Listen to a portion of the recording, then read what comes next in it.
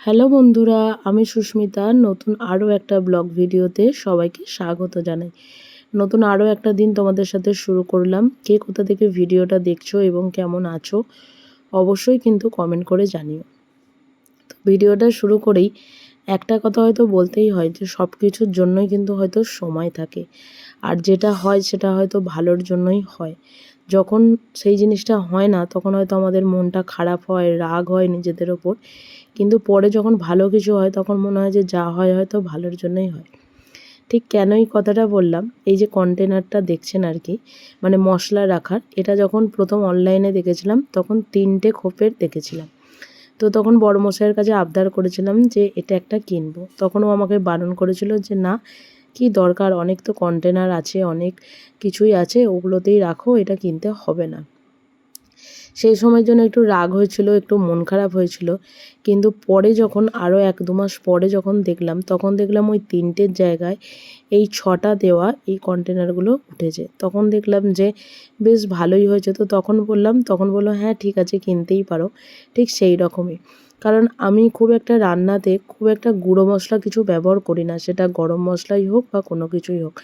হ্যাঁ, চিকেন করতে গেলে বা মাটন করতে গেলে বা ঘুগনি করতে গেলে তখন ওই চানা মশলা বা চিকেন কারি মশলা বা মিট মশলা, আদারওয়াইজ ফুলকপির তরকারি রান্না করি বা যেটাই রান্না করি না কেন, গুঁড়ো মশলা আমি কোনো কিছুতেই ব্যবহার করি না। তবে যেটা ব্যবহার করি সেটা হচ্ছে, বেশিরভাগ সব তরকারির মশলা হিসাবেই তোমরা দেখতে পাও যে আমি গোটা জিরে, একটা শুকনো লঙ্কা আর গোটা গরম মশলাটা ইউজ করি। আর সেইটা বড়মশাইও মোটামুটি দেখে দেখে আয়ত্ত করে ফেলেছে। তাই ওটার একটা কৌটো না খুব দরকার ছিল, কারণ একটা কৌটো থেকে এলাচ, একটা কৌটো থেকে গোটা জিরে, একটা কৌটো থেকে তেজপাতা নিতে নিতে না কখনো কখনো তেলটা এত গরম হয়ে যায়, কারণ সব সময় খেয়াল থাকে না আর কি। তো যে কারণের জন্য এটা একটা খুব ভালোই হয়েছে। আর একটা কৌটোতে রেখেছি হচ্ছে বিরিয়ানি, মাঝে মাঝেই বাড়িতে করি, আর বিরিয়ানির মশলাটা বাড়িতেই বানিয়ে নিই। আর মাঝে মাঝে মানে অনেক কিছু রান্না করি, তো তখন তার মধ্যে ওই গোটা মশলাগুলো দিয়ে থাকি। তো যাই হোক, সেগুলো গুছিয়ে নিয়েছি। আর একটাতে সাদা সর্ষে, কালো সর্ষে, তারপরে কালো জিরে, কিশমিশ সমস্ত কিছু ঢেলে নিয়েছি। আর এটা রাতেই করে নিয়েছিলাম, আর রাত থেকেই ব্লগটা আর কি শুরু করেছিলাম। আর সকালবেলা উঠে আমাদের মেয়েদের যে সমস্ত কাজগুলো থাকে সেগুলো করতেই হয়। চারিদিকের দরজা খোলা, জানালা খোলা, আর এখন যেহেতু বর্ষাকাল, রাতের দিকে এখানে বেশ ভালোই বৃষ্টি হয়। হয়তো আমরা ঘরে থেকে টের পাই না, কিন্তু রাতের দিকে শোবার আগে জানালা দিয়ে রাখতে হয়, বা দরজাটার নিচে, দরজাটা দিয়ে জল ঢোকে, তো যে কারণের জন্য ওখানে ভালো করে পা পোছা বা একটা আগের দিনের নাইটি বা যেটাই হোক না কেন সেটা ওখানে দিয়ে রাখতে হয়। আর এসে থেকে টুকটুক টুকটুক করে রান্নাঘরগুলো পরিষ্কার করা চলছে। আর সমস্ত কিছুই মোটামুটি পরিষ্কার হয়ে গেছে বললেই চলে।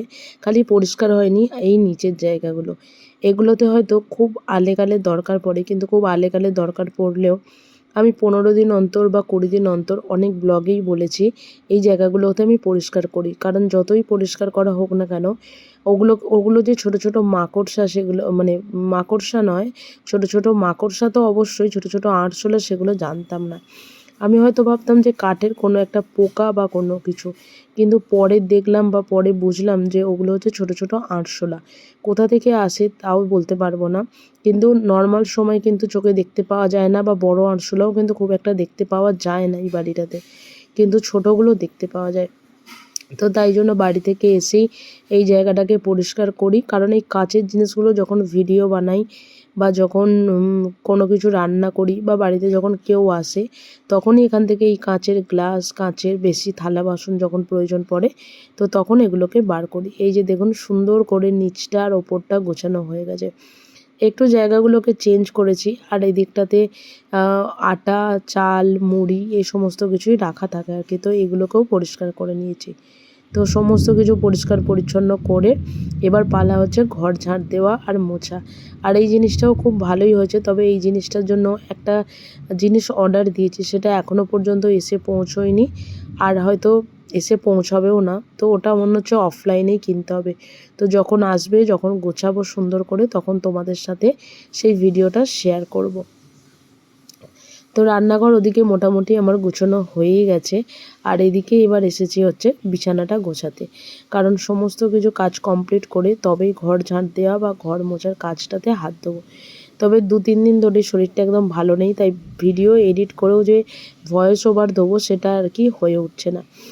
তো বাইরেটা দেখছো কত জল জমে আছে। এখানে বৃষ্টি রোজেরই হচ্ছে, কিন্তু বৃষ্টি হয়েও যখন জল মানে বৃষ্টি হয়েও যখন রোদ ওঠে আর কি, তখন কিন্তু সেই রকমভাবে গরমটা নেই, যে গরমটা বাড়িতে ছিল বা এখনও পর্যন্ত সেখানে আছে বলতে পারো। কিন্তু এখানে সেই গরমটা নেই, বৃষ্টিটা হচ্ছে আর না হচ্ছে তো না হচ্ছে। তো এদিকে ওদিকের সাইডটাও মুছে নিয়েছি। এবার যে সিঁড়িটা, সেই সিঁড়িটা মুছতে মুছতে এবার নিচে যাচ্ছি। কারণ এর আগের দিন ঝাঁট দিয়ে রেখেছিলাম, আর এসেই যেমন সবার মাঝখান থেকে যখন আসি মনটাও যেমন খারাপ থাকে, ঠিক তেমনি এখন সব জায়গাতেই জ্বর সর্দি কাশির এটা একটা চলছে আর কি। সমস্ত মানুষের, যে বাড়িতে একজনের জ্বর হচ্ছে সেই বাড়িতে 2-3 জনের বলতে পারো সবারই জ্বর হচ্ছে। তো সেই রকমই বড়মশাইয়ের শরীরটাও খুব একটা ভালো নয়। তো তাই আস্তে ধীরে যতটা পারছি ক্লিন করে পরিষ্কার করে রাখার চেষ্টা করছি। তো মোটামুটি আজকের সমস্ত কিছু পরিষ্কার পরিচ্ছন্ন করা হয়েই গেছে। আর ওদিকে চিড়ে ভিজিয়েছিলাম, আজকে একটু চিড়ের পোলাও খাবো বলে। যতদিন বাড়িতে গেছিলাম এই চিড়ের পোলাও বা ম্যাগি খাওয়াটা বন্ধ হয়ে গেছিলো। বাড়িতে 2 দিন পাস্তা বানিয়ে খেয়েছিলাম, আর বাবা 2 দিন ভাইয়ের 2-3 দিন চাউমিন করে দিয়েছিল, সেটাই খেয়েছিলাম। আর এখানে থাকলে রোজ সকালবেলা কি খাবো তো ওগুলোই খাওয়া হয় আর কি। আর এদিকে সকালের জলখাবারটা খেয়ে এদিকে বড়মশাই বলেছিল যে একটু খিচুড়ি করবে। তো আমি বলেছিলাম করে দেবো, কিন্তু ও বললো না, সমস্ত সবজি টবজি দিয়ে একটু প্রেসার কুকারে শুধু সেদ্ধ করে তো ও ওর মতনই করবে আর কি। তো ওদিকে যখন হচ্ছিলো তখন আমি এদিকে টেবিলে সমস্ত কিছু গুছিয়ে রাখছিলাম, জলের বোতল, থালা। বিশেষ করে এই জলের বোতলটা যদি না রাখি না, খাবার সময় তখন উঠতে হয়। আর যেহেতু বাড়ি থেকে মাছও এনেছিলাম, আর এখন বিশেষ করে সেরকম কিছু রান্নাও করতে পারছি না, ও যেহেতু খাচ্ছে না, তো সেই কারণের জন্য আজকে আমি করব হচ্ছে ওই সর্ষে পোস্ত দিয়ে যেমন ইলিশ মাছের একটু ঝাল করে সেটা। কারণ এক তরকারি মানে একটা দিয়েই আমার ভাতটা খাওয়া হয়ে যাবে, আর ওর তো খিচুড়ি হচ্ছে, কোনো অসুবিধাই নেই আর কি। কারণ ও মাছ একটুও খাবে না, ওর শরীরটাও ভালো নয়, আর মুখেও খুব একটা কিছু ভালো লাগছে না। তো এদিকে ওর খিচুড়ি হয়ে গেছে, আর ওদিকে হচ্ছে আমার ভাতটা। আর এদিকে এবার কড়াইতে তেল দিয়ে মাছগুলোকে ভেজে নেব।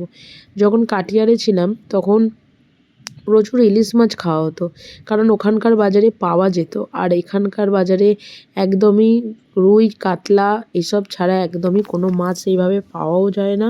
আর সত্যি কথা বলতে খুব একটা যে দেখেছি বাজারে সেটাও নয়। তো মাছগুলো ভেজে কড়াতে একটু কালো জিরে ফোড়ন দিয়ে এখানে ওই আদা মানে পোস্ত আর সর্ষে বাটাটা দিয়ে দিলাম, আর এদিকে মশলা দেওয়ার জলটাও একটু দিয়ে দিলাম একটু হলুদ গুঁড়ো, সামান্য পরিমাণে একটু নুন, আর ফুটিয়ে মাছগুলো দিয়ে নামিয়ে নিলেই মোটামুটি হয়ে যায় আর কি। মানে একদম শর্টকাট পদ্ধতিতে খুব প্রিয় খাবার বলতে পারো।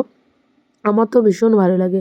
অনেকেই ইলিশ মাছ কাঁটার জন্য খায় না, কিন্তু খুব ছোটোবেলা থেকেই আমার মনে হয় যে কাঁটাগুলো খুব একটা গলায় লাগে না, কিন্তু তাও সাবধানের তো কোনো মারা নেই, সাবধানে খেলেই হয়। তো ওদিকে আমার রান্না বান্না মোটামুটি কমপ্লিট হয়েই গেছে। এদিকে বড়মশাইয়ের খিচুড়ি, এদিকে মাছটা, আর এদিকে ভাতটাও এবার নিয়ে চলে এসেছি।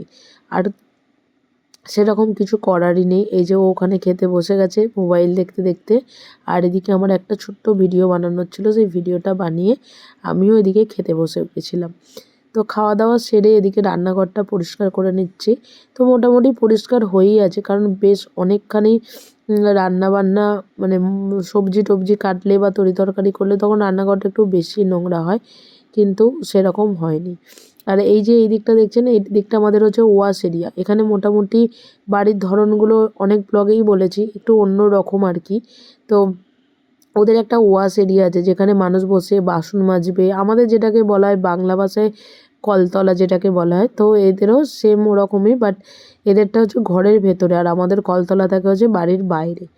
তো এই যে এই দিকটাতে আর কি আমার ওয়াশিং মেশিনের জলটাও বেরোয়, কুলারও রাখা আছে, আর এই দিকটা মাঝে মাঝেই পরিষ্কার পরিচ্ছন্ন করতে হয়, কারণ কুলার থেকে যে মানে ওয়াশিং মেশিন থেকে যে নোংরাটা বেরোয়, আর এখানে বসে বসে না আমি ঠাকুরের বাসনগুলোও ধুই আর কি। তো মাঝে মধ্যেই এখানটাকে পরিষ্কারও করতে হয়। তো এদিকটা সমস্ত কিছু পরিষ্কার করতে করতে দেখলাম বাইরে ভীষণ জোরে বৃষ্টি পড়ছে। আর এখানে আসার পরে আজকেই দেখছি এত জোরে বৃষ্টি হচ্ছে যেটাকে বলা হয়। আর এতটা জোরে বৃষ্টি হলে না প্রচণ্ড মানে ঘরের দরজা পর্যন্ত জল চলে আসে। তো চলুন এই বৃষ্টি দেখতে দেখতে আজকের ব্লগটা এখানেই শেষ করছি। যদি কিছু ভালো লেগে থাকে একটা লাইক করবেন, শেয়ার করবেন, চ্যানেলটি সাবস্ক্রাইব করে পাশে থাকবেন।